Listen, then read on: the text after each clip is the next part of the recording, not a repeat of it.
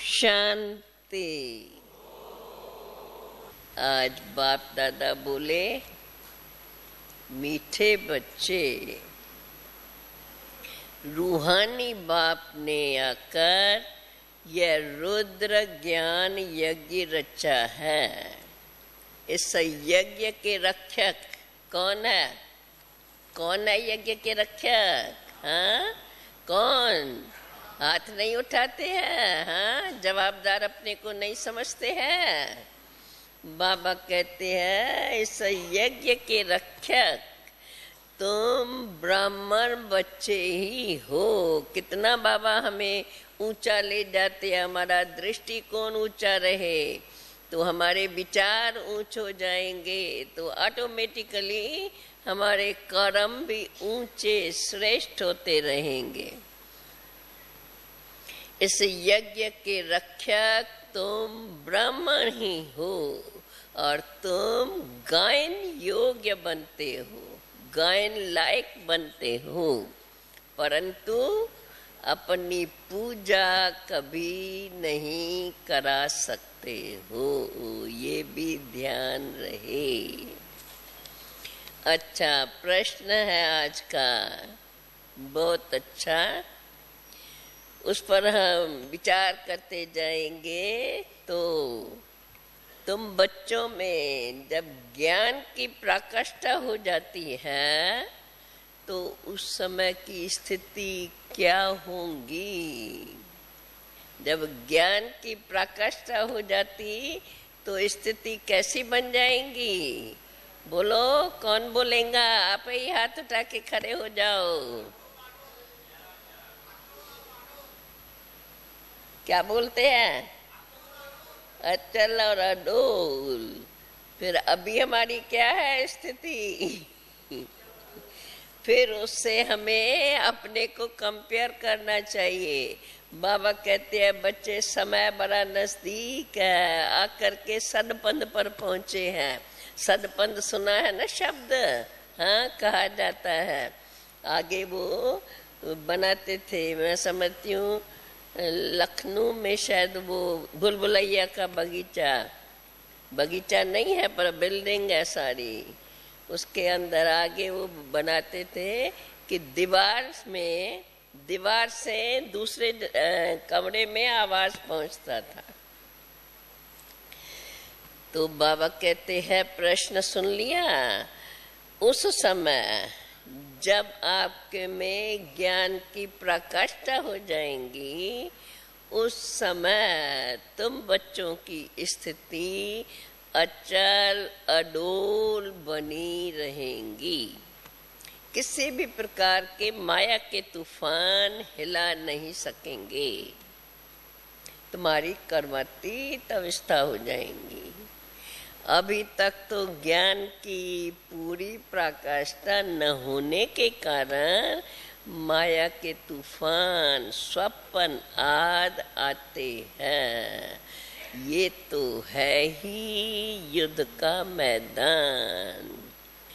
नई नई आशाएं प्रकट होती रहती है। अभी तो बाबा कहते हैं नई नई आशाएं प्रकट होती रहती हैं, परंतु तुम्हें इन जो भी माया के तूफान आते हैं उनसे डरना नहीं है और बाप से सदा श्रीमत लेकर के आगे बढ़ते रहना है। गीत है आज का, तुम्हें पाके हमने जहान पा लिया है नशा इतना है नशा। तुम्हें पाके हमने जहान पा लिया है, आगे क्या है?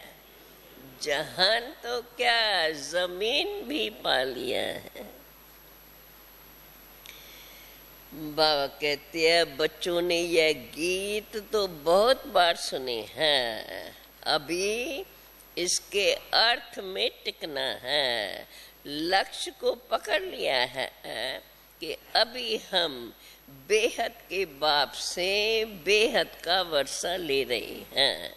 जिसको आधा कल्प से, जिस बाप को आधा कल्प से याद किया है, रावण वर्षा छीन लेते हैं। पहले भी बाप ने कलप पहले दिया था, फिर रावण वर्षा छीन लेते हैं। अब इस बात को दुनिया वाले तो जानते नहीं, तुम बच्चे ही जानते हो। ये है रुद्र ज्ञान यज्ञ, कोई मनुष्य का यज्ञ नहीं है। प्रजापिता ने आकर प्रजापिता ने ये यज्ञ नहीं रचा है। किसने ये यज्ञ रचा? परंतु रुद्र भगवान ने ये यज्ञ रचा है। ज्ञान सागर अर्थात शिव परमात्मा ने यह यज्ञ रचा है। वैसे तो यज्ञ अनेक प्रकार के रचते रहते हैं, जैसे दक्ष प्रजापति कहते हैं, उसने भी यज्ञ रचा था। अब दक्ष प्रजापति तो है नहीं, ब्रह्मा है प्रजापिता। दक्ष प्रजापति अक्षर बाबा कहते हैं नाम पता नहीं कहाँ से आया। बाप बैठ करके समझाते हैं, ये शास्त्रों में बातें जो हैं रांग बनाई हुई हैं। शास्त्रों में भी लंबी चौड़ी कथाएं लिख दी हैं। अब बाप कहते हैं जो भी सुनते आए हो उन सब को भूल जाओ। मैं जो तुमको सुनाता हूँ वो सुनो और उसको अच्छी रीत से समझो। प्रजापिता तो एक ही होगा ना। जो भी यज्ञ रचते हैं, इतने अनेक जो भी यज्ञ रचते हैं, वे तो है सब मटेरियल यज्ञ। ये है रूहानी बाप का रूहानी यज्ञ। इसमें ब्राह्मण चाहिए। वो ब्राह्मण तो है कुख वंशावली। ये तुम हो, बाबा कहते हैं तुम हो मुख वंशावली। मुख वंशावली कभी पुजारी हो नहीं सकते। तुम पूजा बनते हो, वो है पुजारी। तुम गायन लायक बनते हो, तुम्हारी अभी पूजा नहीं हो सकती। अगर देहधारी की पूजा करते हैं तो वास्तव में ये तो रंग है। पवित्र तो है ही इस सतयुग में देवी देवताएं। हिंदुओं की रस्म रवाज है, जो स्त्री को कहा जाता है पति ही तुम्हारा गुरु ईश्वर सब कुछ है, तो बेचारी पति के चरण धो करके पीती हैं। परंतु आजकल वो तो रवाज है नहीं। देखो सिविल मैरिज में ये अक्षर नहीं निकालते हैं कि पति तुम्हारा गुरु ईश्वराद है, तो कहेंगे ये तो सब ठगी हुई ना।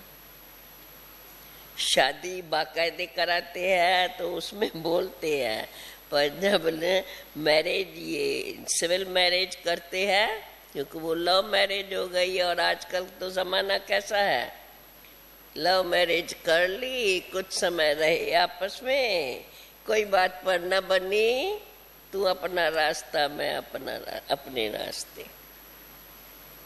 इसलिए बाबा कहते हैं देखो सब ठगी लगी हुई है। इसलिए चित्र भी ऐसे बना के रखे हैं कि लक्ष्मी नारायण के पांव दबा रही है।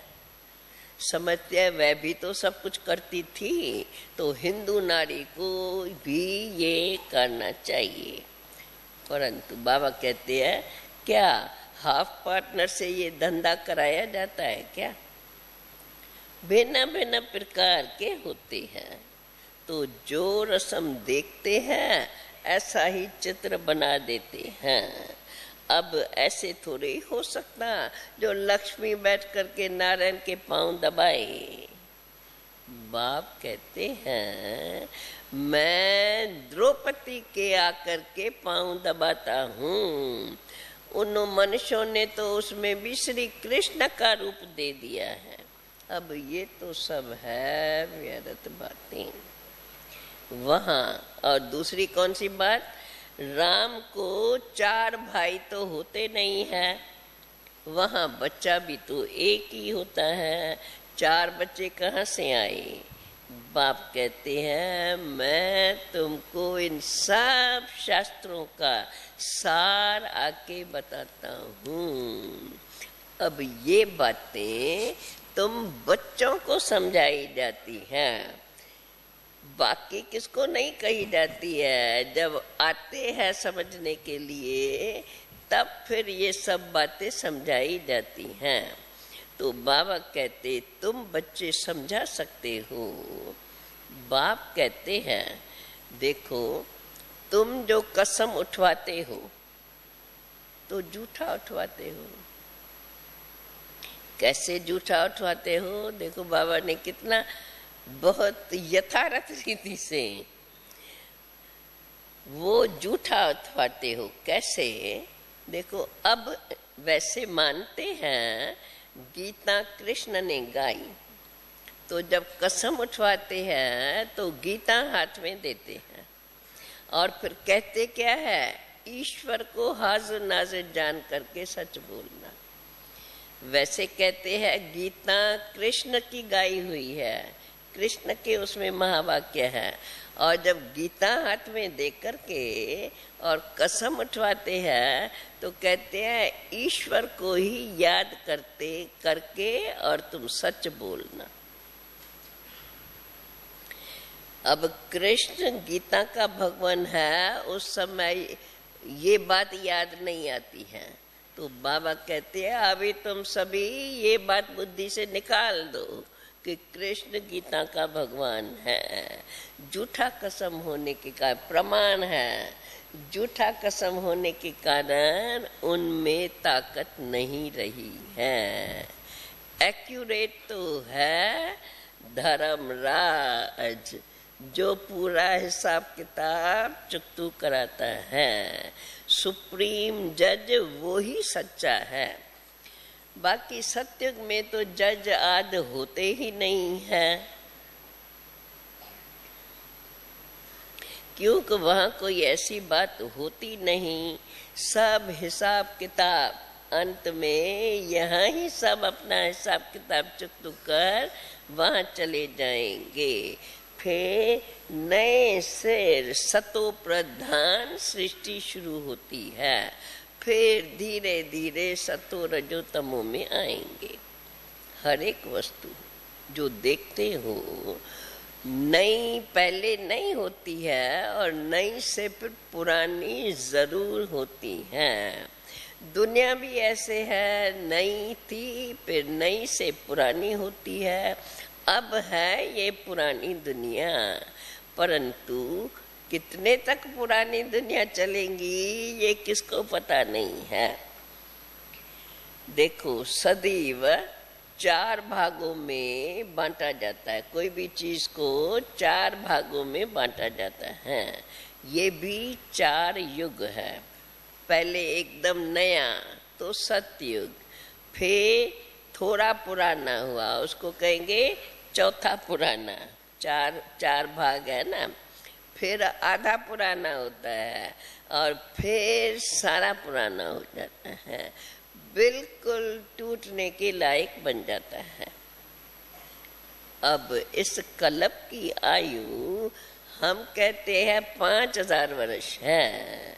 अभी तुम हो 5000 वर्ष के अंत में। अंतिम जन्म में तुम आकर के बाप से वर्षा पाते हो 21 जन्मों के लिए। तो सत्युग त्रेता में 21 जन्म, द्वापर कलयुग में 63 जन्म। क्यों होते हैं इतने जन्म? क्योंकि पतित होने से आयु कम हो जाती है, आधा कल्प तो आयु बड़ी होती है। अभी तुम वही सहज राजयोग सीखते हो। बाबा कहते हैं तुम बच्चे यहाँ योग व याद सीखने के लिए नहीं आए हो। ये राइट बात है क्या? हम योग सीखने के लिए नहीं आए हैं। बाबा कहते हैं तुम बच्चे यहाँ किस लिए आए हैं? हम हाँ, योग सीखने आए हैं ना, और बुलाते भी तो हम भाई राज योग में आओ, क्या उनको वही टेम्पटेशन देते हैं ना। पर अब बाबा देखो कितनी महीन बात, क्योंकि योग लगाना है, और लगेगा कैसे, जब उसका विस्तार, जब उसकी पूरी समझानी हमारी बुद्धि में होंगी, जिसको फिर हम ज्ञान कहते हैं। तो बाबा कहते हैं देखो तुम बच्चे यहाँ आए हो, योग व याद सीखने के लिए नहीं आए हो, यहाँ आते हो सन्मुख मुरली सुनने। मुरली तो बहुत प्यारी लगती है ना। योग तो तुम कहाँ भी बैठकर कर सकते हो, बाकी भी केयरलेस नहीं हो जाना। योग का प्रोग्राम वैसे ही भी अभी पूरे टाइम पर योग में तो आते भी नहीं है, परंतु इसका मतलब ये नहीं है अभी तो चलो मुरली सुनते हैं, मन की एकाग्रता। तो एकाग्रता कितनी जल्दी होती है, नहीं होती है, हुई है पूरा टाइम काम करते भी मन एकाग्र रहे। तो प्रैक्टिस के लिए उसमें पूरा निरंतर हम योग में रह के कर्म करें, अभ्यास तो पूरा चाहिए ना, और संगठन में करने से उसकी मदद मिलती है। बाबा कहते हैं कि अभी तुम योग सीखते हो, परंतु तुम बच्चे यहाँ योग व याद सीखने के लिए नहीं आए हो, तुम आते हो सनम मुरली। मुरली तो बहुत प्यारी लगती है, योग तो तुम कहाँ भी बैठ के कर सकते हो। स्टूडेंट का इम्तिहान के समय कहाँ भी होगा तो बुद्धि में इम्तिहान की ही बातें घूमती रहेंगी।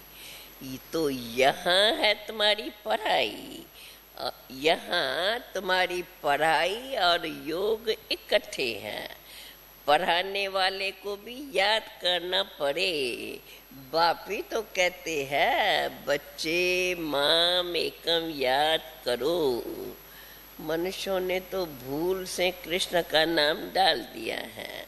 सन्यासी आज तो कृष्ण को याद नहीं करते हैं। बाकी किसने कहा मन मना भाव,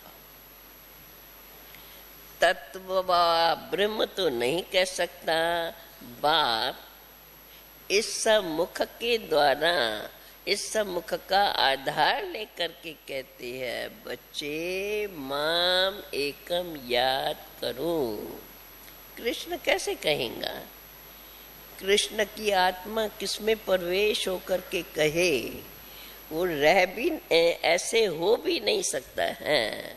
अब ये सब पॉइंट्स अच्छी रीत से बुद्धि में धारण करनी होती है, तब फिर किसको अच्छी रीत समझा सकते हो।